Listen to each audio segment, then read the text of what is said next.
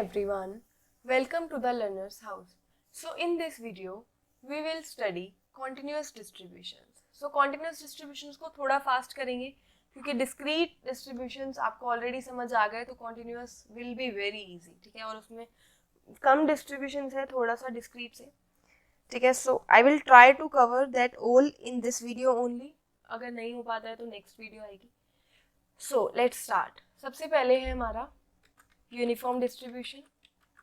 सो uniform distribution हमने discrete में भी पढ़ा है. अगर यूनिफॉर्म डिस्ट्रीब्यूशन है तो हमें क्या करना है? कुछ भी नहीं करना, सारा काम बहुत आसान हो जाता है, ठीक है. So let's start. Uniform distribution में सबसे पहले अगर आपको किसी भी पॉइंट पे प्रोबेबिलिटी निकालनी हो तो आप क्या लिखोगे? डी यूनिफ, ठीक है. Dunif will be the probability. Syntax will be कि आप पहले लिखोगे x जिस पॉइंट पे प्रोबेबिलिटी निकाल रहे हो, जिस पॉइंट पर प्रोबेबिलिटी नहीं, जिस पॉइंट पर पीडीएफ की वैल्यू, क्योंकि यूनिफॉर्म डिस्ट्रीब्यूशन में आप पॉइंट पर प्रोबेबिलिटी नहीं निकाल सकते, ठीक है. सो या फिर निकाल सकते हो, जीरो होती है, कुछ भी कह लो, एक ही बात है. सो x क्या देगा? fx पे वैल्यू जो होगी वो देगा, और यहाँ आएगा a, फिर आएगा b. सो सपोज x एक डिस्ट्रीब्यूशन है जो फॉलो कर रहा है यूनिफॉर्म 0,30, ठीक है, और मुझे प्रोबेबिलिटी निकालनी है कि जो हमारा x है वो 25 के इक्वल होगा. सपोज 25 के इक्वल होगा. तो अगर आप नॉर्मली सोचो तो इसकी प्रोबेबिलिटी क्या होनी चाहिए? यूनिफॉर्मली डिस्ट्रीब्यूटेड है, इसका क्या मतलब है? 1/30 होनी चाहिए या फिर 1/b माइनस ए होनी चाहिए. हम ऐसे ही निकालते हैं. तो अगर हम इसको करेंगे तो यहाँ पर हम लिखेंगे डी यूनिफ, प्रोबेबिलिटी नहीं मतलब पीडीएफ की वैल्यू. सॉरी, मैं बार बार प्रोबेबिलिटी बोल रही हूँ क्योंकि थोड़ी सी आदत हो गई है वो बोलने की. सो एक्स की जगह 25, 0, 30, ठीक है, ये ए बी की वैल्यू हो गई. तो अगर हम इसको रन करें तो हमारे पीडीएफ की वैल्यू आ रही है 0.03333 एंड सो ऑन, ठीक है. सो इस टाइप से ये आ रहा है. Now let's do one thing. अगर हमें किसी पॉइंट तक की प्रोबेबिलिटी निकालनी हो, क्योंकि that is the only one thing we can do, मतलब ओनली वन नॉट, बट इसके अलावा हम प्रोबेबिलिटी उसी चीज में निकाल सकते हैं. सपोज हमें 25 तक की प्रोबेबिलिटी निकालनी है, ठीक है. तो अगर आप स्क्रैच से जाओ तो आपका फॉर्मूला होता है x माइनस ए अपॉन में b माइनस ए. तो x इज 25 माइनस ए, जो कि मैंने सेव नहीं किया तो मैं ऐसे ही लिख रही हूँ, अपॉन में b माइनस ए, 30 माइनस 0, ठीक है. सो ये हमारा आ जाएगा 0.83333 एंड सो ऑन. तो अगर हम इसको इस फॉर्मूले से करें तो यहाँ पे हम लिखेंगे p यूनिफ, उसके बाद कहाँ तक की प्रोबेबिलिटी चाहिए? 25 तक की चाहिए, ठीक है. और a क्या है हमारा? 0, b क्या है हमारा? 30. तो अगर हम इसको रन करें तो हम देखेंगे हमारे दोनों आंसर्स एग्जैक्टली क्या आ रहे हैं? सेम आ रहे हैं. सो अब हम क्या कर सकते हैं? सपोज किसी पॉइंट से बड़ी प्रोबेबिलिटी हमें निकालें. बहुत इजी है, मुझे पता है ये सब आपको अच्छे से समझ आ रहा होगा.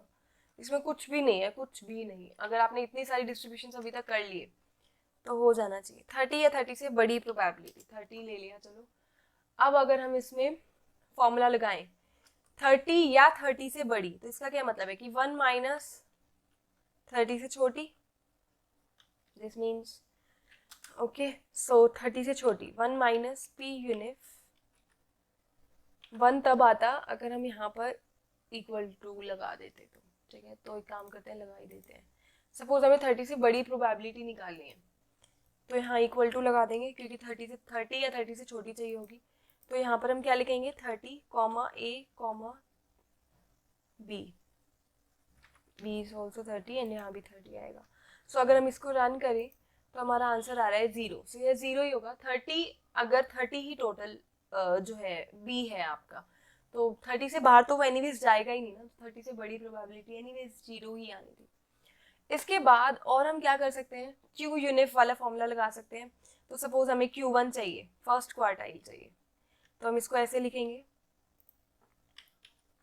Q यूनिफ 0.25, a, b, ठीक है. और हम इसको रन करें तो ये हमारा आ जाएगा Q1 में सेव हो गया, विच इज 7.5 हेयर. ठीक है। सिमिलरली हम Q3 निकाल सकते हैं एंड देन IQR निकाल सकते हैं। तो यूनिफॉर्म डिस्ट्रीब्यूशन में कुछ भी खास नहीं है, ठीक है। यूनिफॉर्म डिस्ट्रीब्यूशन के बाद आते हैं अगली डिस्ट्रीब्यूशन पे, इसके ग्राफ्स वगैरह आप खुद बना सकते हो। नेक्स्ट हम निकालते हैं suppose let's come to gamma distribution. So gamma में हम दो चीजें पढ़ेंगे, एक्सपोनेंशियल और काई स्क्वायर, जिसमें मेनली हमारे पे एक्सपोनेंशियल ही करेंगे। सो गामा पे पहले आते हैं। गामा डिस्ट्रीब्यूशन है अगर, तो पहले आप डी गामा रखोगे। डी गामा कब?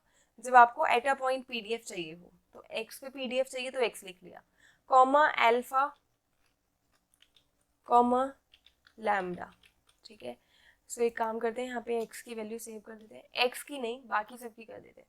सपोज हमें 3 पे पीडीएफ चाहिए, ठीक है, और we want PDF on 3 and जो हमारा एक्स है वो फॉलो क्या कर रहा है? Gamma distribution with parameter alpha comma lambda, ठीक है। सो दिस इज, अब हमें 3 पे पीडीएफ चाहिए तो हम इसको ऐसे रन करेंगे, तो हम देख सकते हैं object alpha not found, save ही नहीं किया, फाउंड कहाँ से होगा। सो अल्फा और लैम्डा सेव कर लेते हैं पहले। अल्फा में सपोज हमने वैल्यू सेव करी 30, नहीं 2 सेव कर दिया सपोज, और लैम्डा में हमने सेव कर दिया 15, ठीक है। Cut.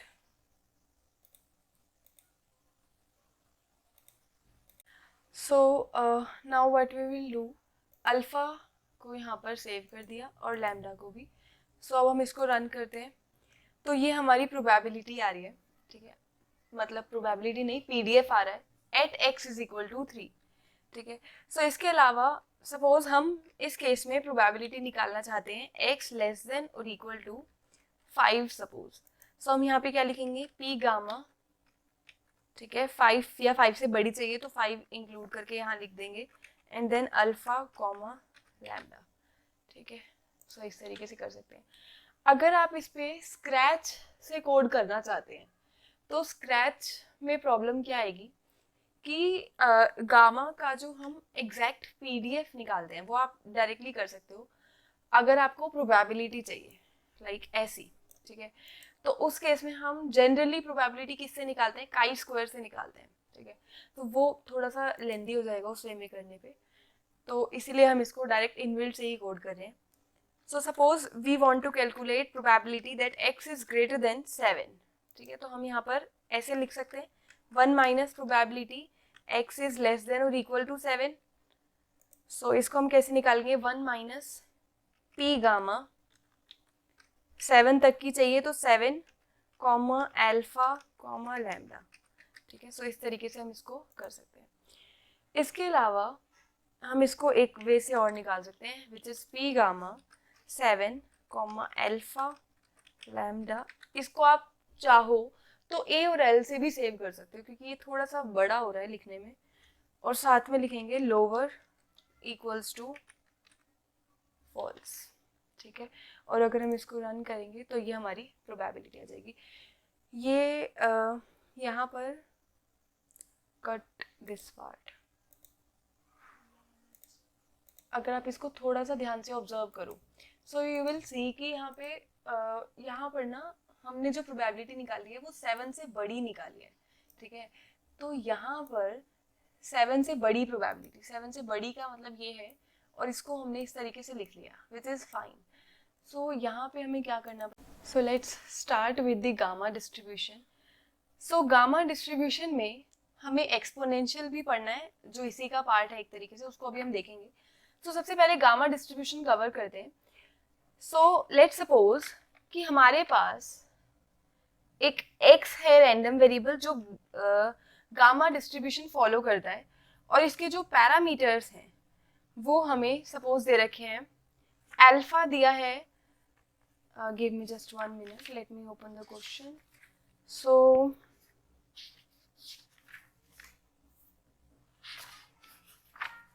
Alpha here is 5 and lambda is 1/4, ठीक है। सो ये हमें पैरामीटर्स दिए हैं, जिसमें this is following gamma distribution with parameter alpha 5 and lambda 1/4 यानी कि 0.25, ठीक है। सो हमने इसको इस तरीके से लिखा है। अब सपोज कि हमें प्रोबेबिलिटी निकालनी है या सपोज पीडीएफ निकालना है एट x इक्वल्स टू 45, ठीक है। हमें 45 पे जो है यहाँ पे पीडीएफ निकालना है, तो हम यहाँ पे क्या लिखेंगे, डी गामा। और अगर हमें किसी पॉइंट तक की प्रोबेबिलिटी निकालनी हो तो पी गामा लिखेंगे, क्वांटाइल्स या क्वार्टाइल्स निकालने हो तो क्यू गामा लिखेंगे। तो डी गामा में हम लिखेंगे सबसे पहले हमारा x जो कि है 45, उसके बाद है अल्फा जो कि है 5, लैम्डा है जो कि है 0.25, ठीक है। इसको रन कर देंगे तो ये हमारी यहाँ पर क्या आ रही है, प्रोबेबिलिटी है, प्रोबेबिलिटी नहीं पीडीएफ की वैल्यू, ठीक है। Avoid saying probability when you are doing continuous distribution. So इसके बाद सपोज हमें प्रोबेबिलिटी निकालनी है, यहाँ पर प्रोबेबिलिटी निकालनी है 40 से 60 के बीच में, कि जो हमारा x है ना वो 40 से 60 के बीच में लाई करेगा, ठीक है, बिटवीन 40 एंड 60, ठीक है। तो हमने इसको ले लिया 40 से 60। तो सपोज यहाँ पर इंक्लूडिंग है ये साइन, वैसे कोई फर्क पड़ेगा नहीं क्योंकि कॉन्टिन्यूअस डिस्ट्रीब्यूशन है। तो हम इसको पहले 60 तक की प्रोबेबिलिटी निकालेंगे, फिर उसको माइनस कर देंगे 40 तक से, तो 60 के बाद हम क्या लिखेंगे, अल्फा, और फिर हम क्या लिखेंगे, लैम्डा। सो ये हमने सेव करा नहीं है बट आप कर सकते हो चाहो तो, 5,0.25, ठीक है। इसको रन करेंगे और इसको माइनस करेंगे पी गामा 40,5,0.25, ठीक है। और अगर हम इसको रन कर दें तो हमारा आंसर आएगा 0.02839,605। सो नाउ सपोज हम निकालना चाहते हैं कि हमें बताओ इसका इंटर क्वार्टाइल रेंज क्या होगी। तो इंटर क्वार्टाइल रेंज के लिए इंटर क्वार्टाइल रेंज, तो उसके लिए हम क्या करेंगे, what we will do, Q gamma, हम क्या करते हैं Q3 माइनस Q1 करते हैं, तो मैं इसको डायरेक्टली कर रही हूँ थोड़ा सा, 0.75, 5,0.25 माइनस Q गामा 0.25, 0.25, तो ये हमारा IQR आ जाएगा। सो हम इसको रन करें तो हमारा IQR आ रहा है 25.09772, ठीक है। सो आई होप ये सही करा है हमने। ओ यहाँ पर 0 लिखा है मैंने, तो यहाँ 0 नहीं लिखना, यहाँ पे 5 आएगा ऑफ कोर्स। सो अब हम इसको दोबारा रन करते हैं। So this is our answer 11.62332। So इसके बाद what we will do now, अब गामा डिस्ट्रीब्यूशन में हमने सारी टाइप की प्रोबेबिलिटीज निकाली, अब थोड़े ग्राफ्स पे फोकस करते हैं। सपोज हमें पीडीएफ का ग्राफ बनाना है, तो पहले हम क्या करेंगे, एक्स की कुछ वैल्यूज सेव कर लेंगे। सपोज हमने 10 से 50 तक की वैल्यूज जो है सेव कर ली इस तरीके से, ठीक है। उसके बाद what we will do now is plot करो, ठीक है। पहले लिखेंगे प्लॉट, फिर एक्स की वैल्यूज, फिर पीडीएफ की values, D gamma x comma A is 5 and L is 0.25, ठीक है। ये हम बनाना चाहते हैं। X label, Y label, main, ये सब कुछ आपको सिखाना मेरा काम था जो मैं कर चुकी हूँ। अब आगे आप ही लिखोगे, ठीक है। I am not writing this again and again. So अब इसको प्लॉट करा हमने, तो इस टाइप से हमारा ग्राफ आ रहा है। यहाँ पर हमने लिखा नहीं कि हमें कौन सा टाइप चाहिए, अगर हम नहीं लिखते तो वो इसी टाइप से बना के देता है, इसको हम स्कैटर प्लॉट बोलते हैं, ठीक है। तो अगर हम इसको लाइंस वाला ग्राफ जो है बनाना चाहते हैं, so let's write it here ना, type is equal to L, suppose हमने लिख दिया, ठीक है। तो ये इस टाइप से आ जाएगा, ठीक है। तो आपको टाइप अगर आप स्पेसिफाई कर दो तो ठीक है, अदरवाइज वो स्कैटर प्लॉट बना के देता है। इसके अलावा अगर हमें CDF का ग्राफ बनाना हो सपोज इसी x की रेंज में, तो हम क्या लिखेंगे, plot x, p gamma x, 5, 0.25 and then we will write type here। तो पहले यहाँ पे 0.25 लिख देते हैं, उसके बाद यहाँ पर लिख देते हैं कि हमारा टाइप जो है वो क्या है, टाइप S है, ठीक है। सो अब हम इसको रन कर देते हैं। सो इस टाइप से हमारा CDF का भी ग्राफ बन गया। आपको दिख रहा होगा कि हम एक ही चीज बार बार कर रहे हैं, हर डिस्ट्रीब्यूशन के लिए हम प्रोबेबिलिटीज निकाल रहे हैं, ग्राफ्स बना रहे हैं, सैंपल वैल्यू सेव कर रहे हैं, फिर इंपीरिकल प्रोबेबिलिटीज निकाल रहे हैं, और ये सब, तो सब कुछ बिल्कुल बिल्कुल बिल्कुल सेम है, आपको हर डिस्ट्रीब्यूशन में बस थोड़ा थोड़ा चेंज करना है। तो आई होप कि अगर आपने इस वीडियो को बहुत ज़्यादा स्किप करके भी देखा होगा तो भी समझ आ गया होगा, ठीक है, क्योंकि बहुत सारी डिस्ट्रीब्यूशन हमने कर ली है। तो गामा में इतना ही। गामा के बाद आता है एक्सपोनेंशियल। एक्सपोनेंशियल ऑब्वियसली मैं नहीं कराऊंगी, आपको मैं थोड़ा बहुत बता देती हूँ। DXP आप यूज करोगे अगर आपको एट अ पॉइंट PDF निकालना है। PEXP यूज करोगे अगर आपको किसी पॉइंट तक की प्रोबेबिलिटी निकालनी है। QEXP यूज करोगे अगर आपको क्वार्टाइल्स निकालने हैं, ठीक है, या मीडियन निकालना है। अगर आप इंपीरिकल, तो आप एक काम करो, वीडियो को, अभी जो वीडियो हो जाएगी खत्म ये, तो इसके बाद क्या करो कि ये सारी चीजें खुद से करो, जो जो मैं बता रही हूँ, ठीक है, ये सब करो, किसी भी पॉइंट पे कर लो, कोई भी क्वेश्चन लेके कर लो, रैंडमली बना लो। उसके बाद आप ग्राफ बनाओ PDF का एंड CDF का, ठीक है। फिर आप इंपीरिकल वैल्यूज जनरेट करो, इंपीरिकल वैल्यूज जनरेट करो, उससे मीन वेरिएंस SD सब निकालो, इसको बोलते हैं मूवमेंट्स, तो मैं यहाँ सिर्फ मूवमेंट्स लिख रही हूँ, ये सब निकालो। इंपीरिकल प्रोबेबिलिटीज निकालो। उसके बाद डू वन थिंग, इसके बाद क्या बचा, ग्राफ हो गया, इंपीरिकल ये सब हो गया, आई थिंक इतना ही है बस, ठीक है। तो बस यही करो। एक्सपोनेंशियल हो गया, यूनिफॉर्म अभी हमने कर लिया, गामा भी अभी हमने कर लिया। इसके बाद बचा है नॉर्मल, स्टैंडर्ड नॉर्मल और लॉग नॉर्मल। बहुत आसान है वो भी, तो वो भी थोड़ा सा करते हैं। सो सपोज हमें नॉर्मल डिस्ट्रीब्यूशन हमें करना है, ठीक है। सो लेट्स एज्यूम कि x जो है वो फॉलो करता है normal with mean 35 and variance 67, ठीक है, ये मैंने रैंडमली कुछ भी ले लिया है। तो सपोज हमें PDF पे वैल्यू निकालनी है, ठीक है, एट x इक्वल्स टू 5 पे निकालनी है सपोज। तो हम यहाँ पे क्या लिखेंगे, नॉर्मल का PDF आप सबको पता है, लेकिन बहुत बड़ा PDF है, ठीक है, बहुत ही कॉम्प्लेक्स है, आप उसको स्क्रैच से मत कोड करो। यहाँ लिखो D नॉर्म, ठीक है, D norm, P norm, Q norm, R norm, ठीक है। इसके अलावा जब हम स्टैंडर्ड नॉर्मल में आएंगे तब भी हम D नॉर्म ही लिखेंगे, बट जब हम लॉग नॉर्मल में जाएंगे तब हम D नॉर्म की जगह DL नॉर्म लिखेंगे, ठीक है। सो D नॉर्म के बाद हम क्या लिखेंगे, जिस पॉइंट पे PDF चाहिए 5, फिर लिखेंगे मीन 35 और फिर लिखेंगे 67। तो अगर हम रन कर दे तो ये हमें PDF की वैल्यू दे देगा, ठीक है। इस तरीके से आप सारी प्रोबेबिलिटीज नॉर्मल के केस में निकाल सकते हो। नाउ सपोज हमारे पास है स्टैंडर्ड नॉर्मल। तो अगर हमारे पास स्टैंडर्ड नॉर्मल है, तो सपोज मैंने यही प्रोबेबिलिटी जो ऊपर निकाली है वही मैं यहाँ निकालती हूँ, 5,0, क्योंकि मीन 0 होता है स्टैंडर्ड नॉर्मल में और वेरिएंस 1 होता है। आप इसको एक बार ही रन करो और अब क्या करो, D नॉर्म बस 5 लिख दो, ठीक है, मीन वेरिएंस स्पेसिफाई मत करो और रन करो। आप देखोगे बिल्कुल सेम आंसर आ रहा है। सो रीजन बिहाइंड दिस इज कि बाय डिफॉल्ट R जो है मीन की वैल्यू 0 लेता है और वेरिएंस की वैल्यू 1 लेता है। अगर मैं यहाँ पे D नॉर्म लिखूं, ठीक है, और ब्रैकेट्स लिखूं, तो आपको दिख रहा है x जो बता रहा है कि जिस पॉइंट पे आप PDF निकालना चाहते हो, फिर आपको दे रहा है कि मीन 0 है, फिर दे रहा है कि SD 1 है, ठीक है। तो वो खुद ही दे रहा है, इसका मतलब क्या है कि बाय डिफॉल्ट जो है ये वैल्यूज वहां पर ऑलरेडी क्या है, सेव है।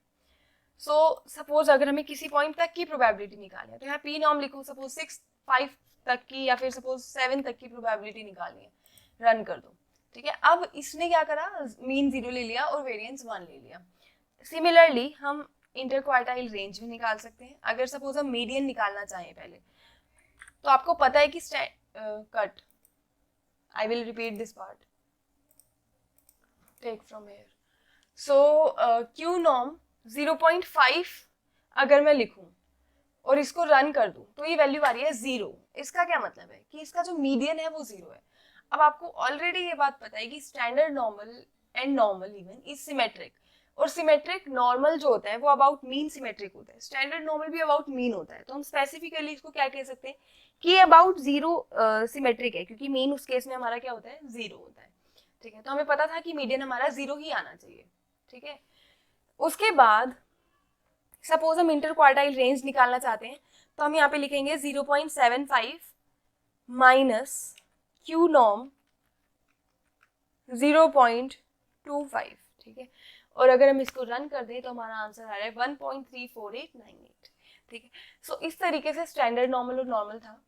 आप सभी चीजों को लॉग नॉर्मल के लिए रिपीट कर सकते हो, बस DL नॉर्म लिख लेना, PL norm and QL norm, ठीक है। सो ये जो वीडियो है ये खत्म करती है सारे के सारे डिस्ट्रीब्यूशंस को। अब सारे डिस्ट्रीब्यूशंस कवर हो गए हैं। सो जो नेक्स्ट वीडियो आएगी, एक तो इसकी Q&A आएगी, इसके अलावा Q&A के अलावा जो वीडियो आएगी that will cover the MGF वाला पार्ट, मतलब कि चैप्टर 3, ठीक है। So that is movement generating functions. So I think generating functions is the chapter name, ठीक है। सो उसको पढ़ेंगे हम पहले थ्योरी पे एंड सिमिलरली आर पे, ठीक है। सो मे बी सिलेबस थोड़ा सा स्लो चल रहा है जस्ट बिकॉज क्योंकि मैं चाहती हूँ आपके कंसेप्ट एकदम क्लियर रहे, तो मैं एक एक टॉपिक को थोड़ा सा डिटेल में करा देती हूँ। सो आगे से आई विल ट्राई थोड़ा सा फास्ट कराने का, एंड आई होप आपको वीडियो पसंद आई होगी। Also if you have any suggestion, like any suggestion जो आप मुझे देना चाहते हो इस वीडियो से रिलेटेड या मेरी अभी तक की जितनी भी वीडियो बनी है उससे रिलेटेड, ठीक है। सो आप प्लीज मेरे को बता दो वो चीज, क्योंकि उससे क्या होगा कि we will be able to improve ourselves, ठीक है। सो अभी तक मुझे क्या लग रहा है कि अभी तक मेरे को ऐसा कोई सजेशन नहीं मिला। सो अभी तक मुझे क्या लग रहा है कि everything is going like okay, ठीक है, सब कंफर्टेबल है इसमें, ठीक है। But if you have any suggestion, any query, ठीक है, सो you can comment on this video, on any other video, I will reply for sure. You can DM us on Insta and you can mail us even, ठीक है। So feel free to reach out to us for any query, any issue. So thank you so much. Video पसंद आई हो तो like, comment, share and subscribe to the Learners House. Thank you very much.